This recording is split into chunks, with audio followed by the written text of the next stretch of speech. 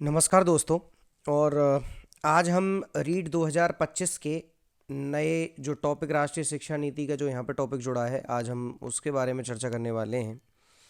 क्योंकि इम्पोर्टेंट बात यह है कि राष्ट्रीय शिक्षा नीति हमारे इस जो नए सिलेबस में गेम चेंजर साबित हो सकता है।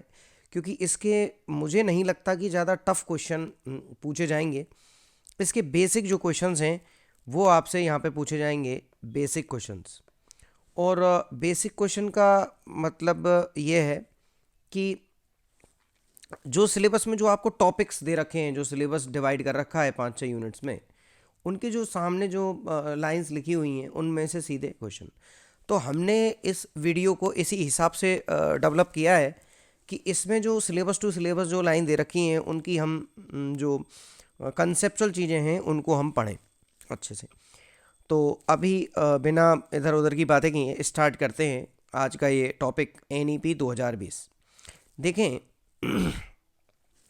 भारत की राष्ट्रीय अब इस वीडियो में जो ये PDF है, इसका जो आपको ये पूरा PDF है, ये आपको मिलेगा यदि आप सर्च करेंगे टेलीग्राम पे कि टीचिंग मेथड्स। वैसे मैं इसका जो लिंक है वो बाय मोहित सर, ऐसे एक अपन ने टेलीग्राम चैनल बना रखा है, उस पे इस पे भी मिलेगा। और एक जो अपना एजू बूस्टर एकेडमी का जो टेलीग्राम चैनल है, एजू बूस्टर एकेडमी, इस पे भी आपको ये PDF मिल जाएगा। अभी हम यहाँ पे चर्चा कर रहे हैं कि कौन कौन से टॉपिक हमको कैसे कैसे ये राष्ट्रीय शिक्षा नीति हमको कवर यहाँ पे करनी। तो सबसे पहले मैं यहाँ पे बात करूँ कि इसका उद्देश्य क्या है। उद्देश्य है शिक्षा प्रणाली को समग्र, लचीला और 21वीं सदी की आवश्यकताओं के अनुरूप बनाना। ये बहुत इंपॉर्टेंट लाइन है और आप इसे याद कर लेंगे कि इसका है समग्र, लचीला, फ्लेक्सिबिलिटी और 21वीं सदी की आवश्यकताओं के अनुरूप। क्यों? क्योंकि हमारी पिछली जो राष्ट्रीय शिक्षा नीति है वो 1986 में बनी और अब जो राष्ट्रीय शिक्षा नीति आई है वो 2020 में आई है। तो 20 और 14 लगभग 34 साल में ये हमारे पास राष्ट्रीय शिक्षा नीति का ड्राफ्ट आया है या राष्ट्रीय शिक्षा नीति आई है। तो देखें कि 34 साल में कितने आमूलचूल परिवर्तन समाज में और अर्थव्यवस्था में जब इतने सामाजिक और आर्थिक परिवर्तन हो चुके हैं, तो क्या 1986 की शिक्षा नीति अब तक प्रासंगिक है? तो देखिए, वो प्रासंगिक नहीं रह पाई है। इसीलिए हमने नई राष्ट्रीय शिक्षा नीति निर्माण हेतु हम प्रेरित हुए हैं सर। अब देखते हैं, आगे चलते हैं कि इसके मुख्य बिंदु क्या हैं। हमने सारांश इसका लिया है पूरा। तो मुख्य इसके बिंदु क्या हैं? पहला बिंदु है स्कूली शिक्षा में सुधार। हमारे लिए ये बहुत महत्वपूर्ण है क्योंकि राष्ट्रीय शिक्षा नीति का मतलब ये है कि ये स्कूली शिक्षा और उच्च शिक्षा दोनों के बारे में चर्चा करती है। अब उच्च शिक्षा के बारे में तो हमें ज़्यादा लेना देना है नहीं, हमें स्कूली शिक्षा के बारे में ज़्यादा फोकस करना है। तो स्कूली शिक्षा में जो हमारी 10+2 प्रणाली चल रही थी, मतलब कक्षा 10वीं में बोर्ड परीक्षा, उसके बाद फिर 12वीं में बोर्ड परीक्षा, अब उस प्रणाली को अपना करके हम उसको 4 पार्टों में डिवाइड किया गया है। इसमें 5+3+3+4। अब 5+3+3+4 कैसे है इसको देख लेते हैं। एक है फाउंडेशनल स्टेज, आधारभूत चरण। तो इसमें क्या होगा, ये कक्षा 3 से 8 वर्ष के बच्चे के लिए रहेगी।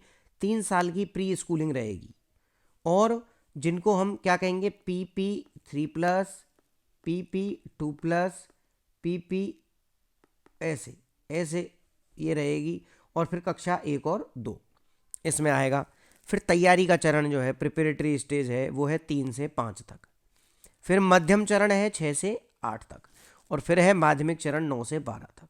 तो माध्यमिक चरण तो सेम है, इसमें यहाँ पर प्रिपरेटरी स्टेज को और जोड़ दिया गया है कि प्रिपरेटरी स्टेज और जब जोड़ दी जाती हैं कक्षा 1 और 2 में तो 3-5 ये स्ट्रक्चर बन जाता है। 5+3+3+4, आप इसको याद कर लेंगे।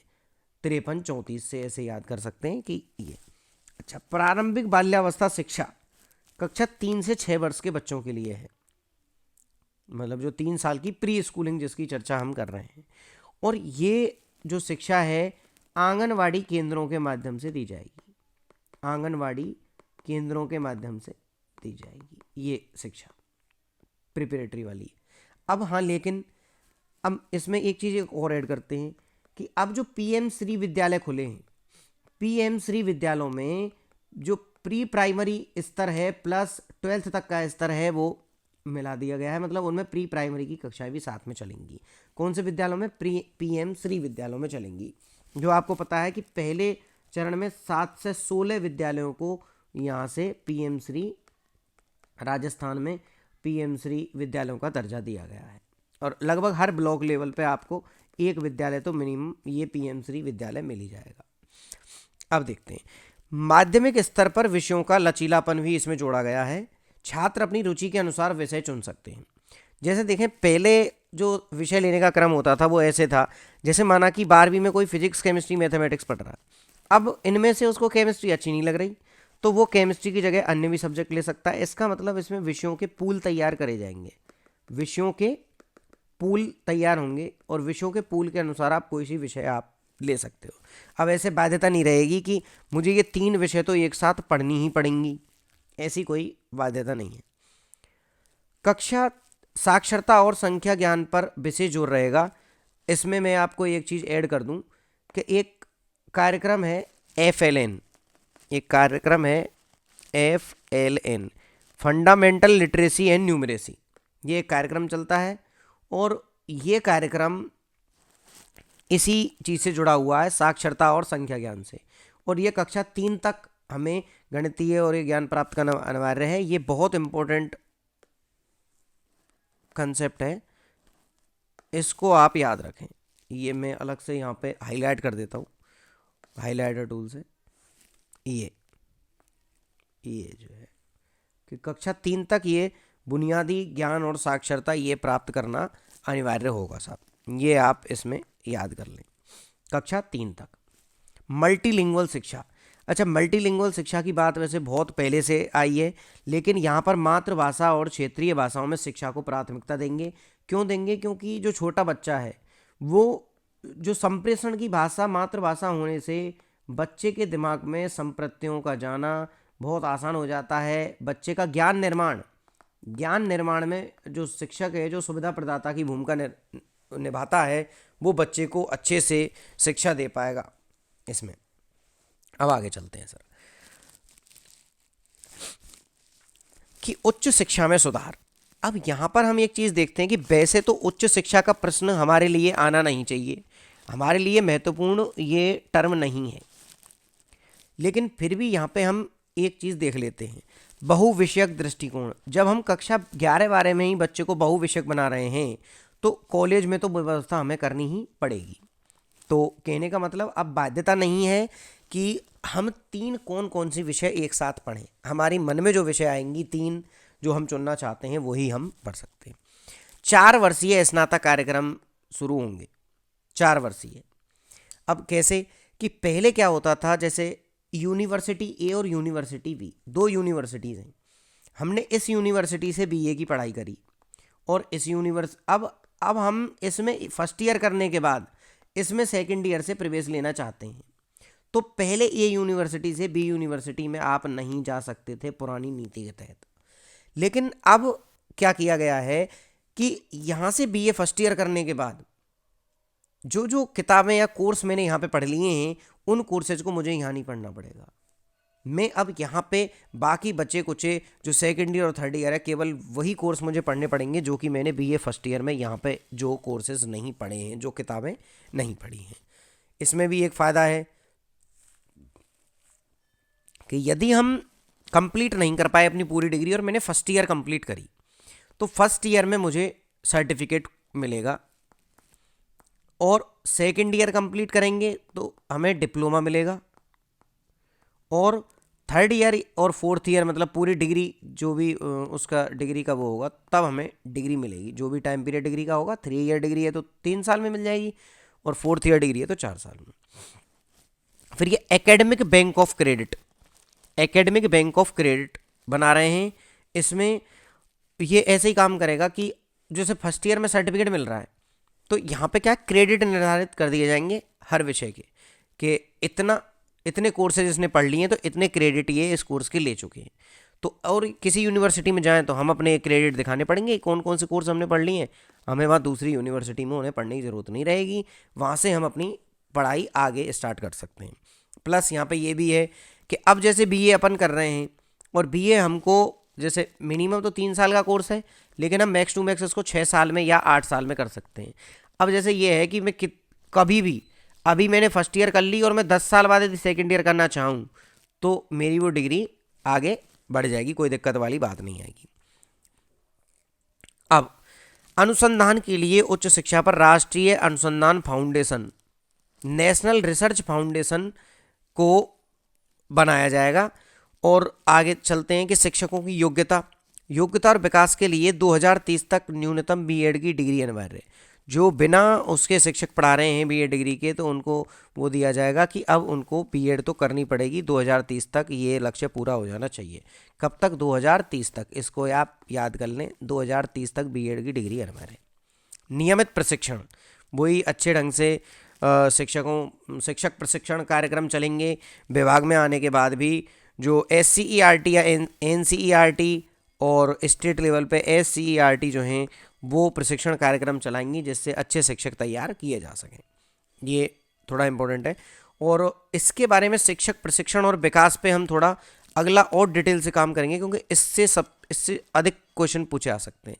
तो हम इम्पोर्टेंट कंसेप्ट को लेके, इम्पोर्टेंट जो टर्म्स हैं या इम्पोर्टेंट इसके फैक्ट्स हैं, उन पे हम अलग वीडियो में चर्चा करेंगे। अभी हम NEP के कंसेप्ट के बारे में पढ़ रहे हैं कि जो नई राष्ट्रीय शिक्षा नीति है उसका क्या कंसेप्ट है जिस पे ये काम करेगी। अगला डिजिटल शिक्षा। अब आप जान रहे हैं कि डिजिटल और टेक्निकल एरा जो है ये युग चल रहा है। इसमें ये डिजिटल और तकनीकी शिक्षा तो दीक्षा प्लेटफॉर्म और स्वयं प्लेटफॉर्म, ये दोनों हैं, ये ऑनलाइन है। ये तो ऑनलाइन चैनल्स हैं जो कि टीवी पे आते हैं, ऑनलाइन टीवी चैनल्स हैं ये स्वयं वाले, आप देख सकते हैं इनको टीवी पे। और ऑनलाइन शिक्षा पर जोर, दूरस्थ शिक्षा को भी बढ़ावा इसलिए दे रहे हैं कि जैसे कोई व्यक्ति है इतने इंटीरियर इलाके में रह रहा है कि उस तक शिक्षा की पहुंच नहीं है, तो उसके लिए डिस्टेंस एजुकेशन से कोर्स बढ़ाए जाएंगे कि ज़्यादातर कोर्सों की जो पहुंच है वो दूरस्थ शिक्षा के माध्यम से सुनिश्चित हो सके। समानता और समावेशिता, ये सभी समुदायों के लिए और सभी वंचित समूहों के लिए जिन तक शिक्षा नहीं पहुंच रही है, उन्हें समावेशी शिक्षा के माध्यम से और इसमें जोड़ा जाएगा।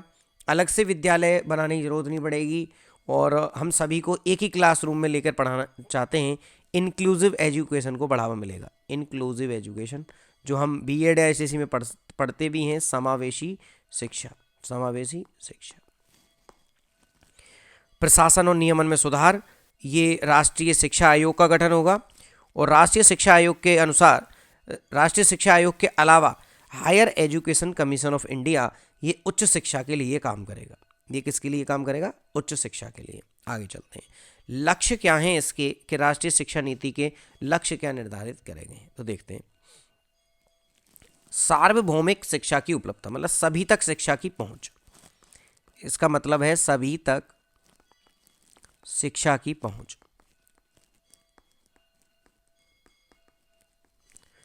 अब सभी तक शिक्षा की पहुंच सुनिश्चित होगी, इसके लिए क्या है कि सभी बच्चों के लिए गुणवत्तापूर्ण शिक्षा प्रदान कराना। 2030 तक 3 से 6 वर्ष के आयु वर्ग के बच्चों के लिए ECCE, early childhood care and education, ये आपको इसकी फुल फॉर्म याद रखनी है। अगली जो वीडियो है हम NEP की जो महत्वपूर्ण टर्म्स हैं, NEP की महत्वपूर्ण टर्म्स पे लेके आएंगे। क्यों? क्योंकि ज़्यादा हम प्रिसाइज स्टडी करेंगे। यहाँ पे हम कंसेप्ट को समझ रहे हैं, वहाँ पे हम इन सभी जो छोटी छोटी इसमें टर्म आई हैं जैसे NEP, ECCE, higher education commission of India ECI, ऐसे हाई HECI, ऐसे जो टर्म्स हैं उनकी हम फुल फॉर्म्स वगैरह ये सारी चीज़ें वहाँ पे जानेंगे। अगली वीडियो में 10-15 मिनट की वीडियो होगी, इसमें इंपॉर्टेंट टर्म्स जो हैं वो वहाँ पे आ जाएंगे सब। सॉरी, थोड़ा सा व्यवधान हो गया। हाँ, गुणवत्ता और समावेशिता, सभी छात्रों को समान अवसर प्रदान कराना, विशेष रूप से वंचित और हाशिए के वर्ग। हाशिया किसको कहते हैं? जो कि बिल्कुल ऐसी स्थिति पे रखा हुआ है जिसका पतन हो रहा है, या फिर जो बिल्कुल पिछड़ा हुआ है, वो है हाशिया, पिछड़ा हुआ, किनारे पर। पाठ्यक्रम को कम करना जिससे कि बोझ कम हो, शिक्षा बिना बोझ के, ये यहाँ से एक और, बिना बोझ के। साक्षरता और संख्या ज्ञान, अभी हम पहले पढ़ के आ चुके हैं। ग्रेड 3 तक FLN, जो मैं आपको वहाँ पे भी बता रहा था, FLN होना चाहिए, फाउंडेशन लिटरेसी एंड न्यूमेरेसी। तो अब पूछेगा किस कक्षा तक? कक्षा 3 तक। पहले ये था कक्षा 5 तक। पहले ये कहाँ तक निर्धारित था? पहले कक्षा 5 तक था, और अब कक्षा 3 तक है, कक्षा 3 तक। लचीला पाठ्यक्रम, जो हमने बता दिया कि विषयों के लिए हमको रिजिड नहीं रहना पड़ेगा कि भाई विज्ञान विषय में आपको फिजिक्स केमिस्ट्री मैथ पढ़नी है, या हिस्ट्री बॉटनी या जूलॉजी, सॉरी हिस्ट्री ज्योग्राफी और पॉलिटी एक साथ पढ़नी है। हो सकता है मैं हिस्ट्री के साथ बॉटनी पढ़ लूँ, बॉटनी के साथ साथ मैं आर्ट्स की कोई सब्जेक्ट हिंदी लिटरेचर पढ़ लूँ। तो बात यह है कि अपन अपने हिसाब से इसमें सब्जेक्ट ले सकते हैं, कोई दिक्कत नहीं है। भाषाई विविधता, मातृभाषा के साथ साथ और 2 भारतीय भाषाओं में बच्चे को दक्ष बनाना, और मातृभाषा को इस प्राथमिक शिक्षा का माध्यम बनाना। क्यों? बच्चे के दिमाग में जो ज्ञान की संरचना है वो मातृभाषा में होती है, क्योंकि बच्चा अपने समाज से सीखता है सबसे पहले।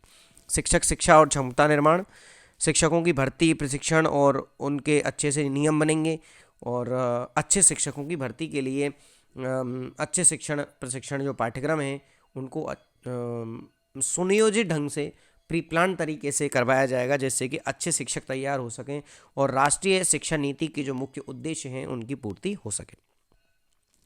अब प्रौद्योगिकी और नवाचार का समावेश होना ही है। ये यहाँ पर महत्वपूर्ण है कि उच्च शिक्षा में जो नवाचार हैं उनमें GER को 50% तक बनाना, सकल नामांकन अनुपात।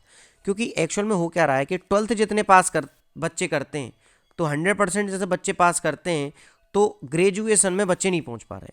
तो अब लक्ष्य यह है कि 100 बच्चे यदि यहाँ पास कर रहे हैं तो कम से कम इनमें 50% बच्चों का नामांकन कहाँ पे हो?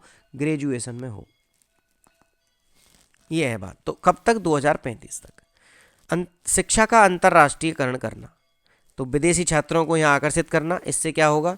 इससे हमारी जो भारतीय शिक्षा है वो विदेशों में पहुँचेगी, और यदि वहाँ के छात्र आएंगे तो हमें ये भी समझ में आएगा कि बाहरी आवश्यकताएं क्या हैं, तो हम उस हिसाब से अपनी शिक्षा नीति को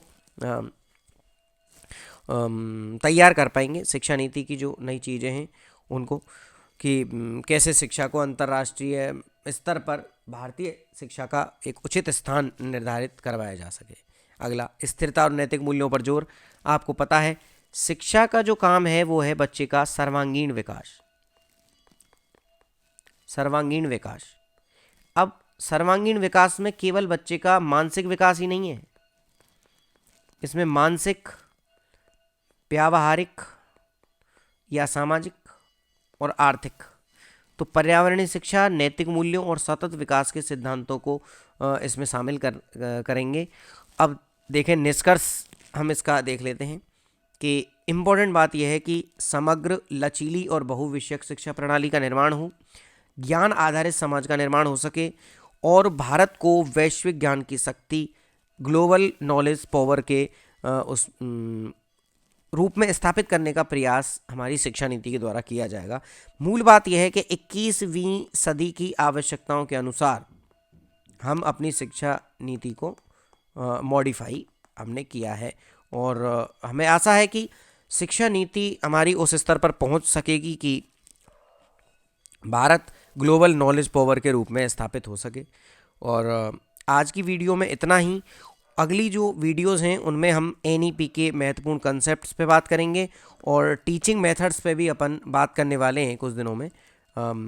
एक एक वीडियो में छोटे छोटे टॉपिक्स को लेके, जैसे उपचारात्मक शिक्षण हो गया, क्रियात्मक अनुसंधान, ऐसे छोटे छोटे टॉपिक लेके और उनके महत्वपूर्ण कुछ प्रश्न और कंसेप्ट के साथ साथ हम अगली वीडियो लाने वाले हैं। रेगुलर कोशिश यही रहेगी कि हर दिन वीडियो अपलोड किया जा सके, जिससे कि आप सभी भाई लोगों को या फिर जो भी विद्यार्थी हैं उन सबको फ़ायदा मिल सके।